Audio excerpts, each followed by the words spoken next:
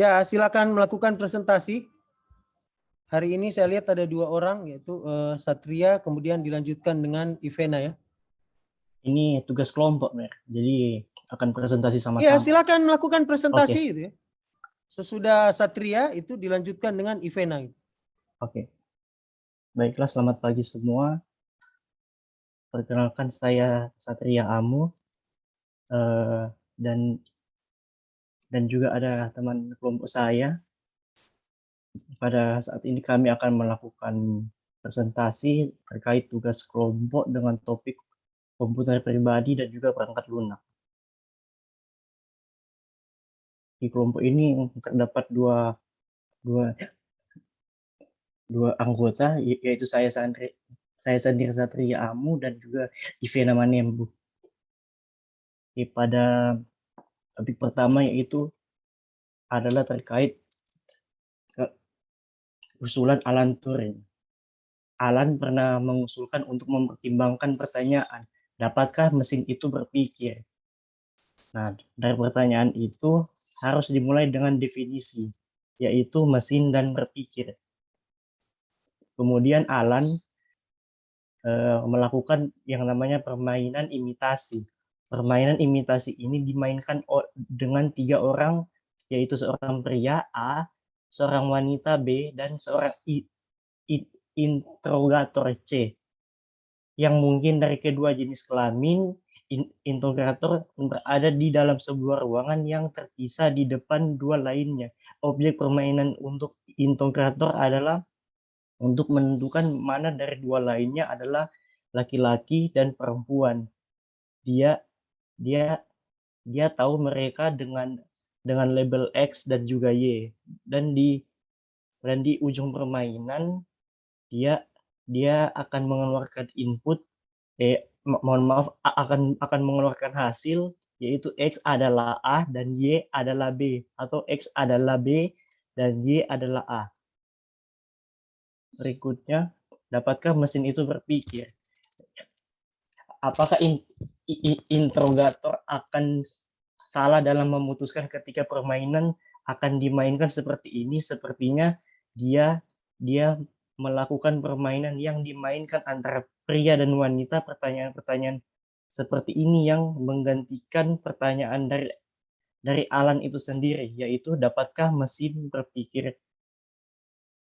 Jawaban singkatnya yaitu adalah bahwa kita tidak menanyakan apakah semua komputer digital akan bekerja dengan baik dalam permainan, atau apakah komputer yang tersedia saat ini akan bekerja dengan baik.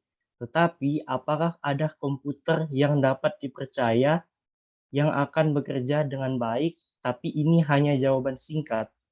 Kita akan melihat pertanyaan ini dalam sudut pandang yang berbeda nanti. Dan kita lanjut ke dalam gagasan awal. Di balik komputer digital ini dapat dijelaskan dengan mengatakan bahwa mesin yang dimaksud untuk melakukan operasi apa yang dapat dilakukan oleh komputer manusia. Idenya berawal dari Charles Babbage, seorang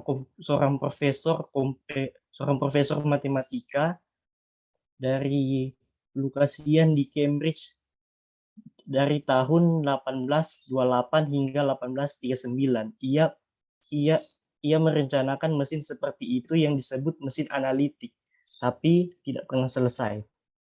Oke, selanjutnya akan dibawakan oleh teman kelompok saya, Ivena. Ya, selanjutnya saya akan menjelaskan di bagian augmenting human intellect.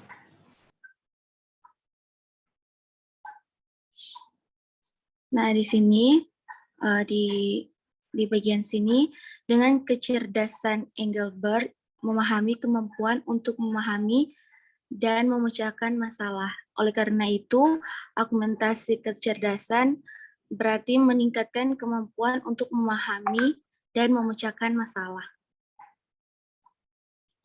Kerangka di sini selanjutnya kerangka konseptual.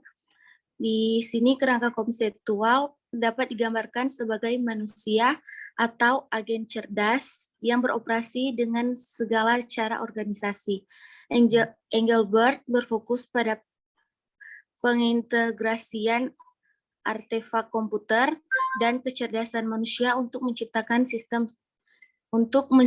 sistem cerdas gabungan yang lebih cerdas daripada bagian-bagiannya yang terpisah. Nah, di sini hierarki sistem. Engelbert menggambarkan contoh hierarki sistem yang serupa dengan komputer. Nah, di sini mulai dari bahasa simbolik, kemudian turun ke level gerbang logika, kemudian level sirkuit, dan level fenomena fisik.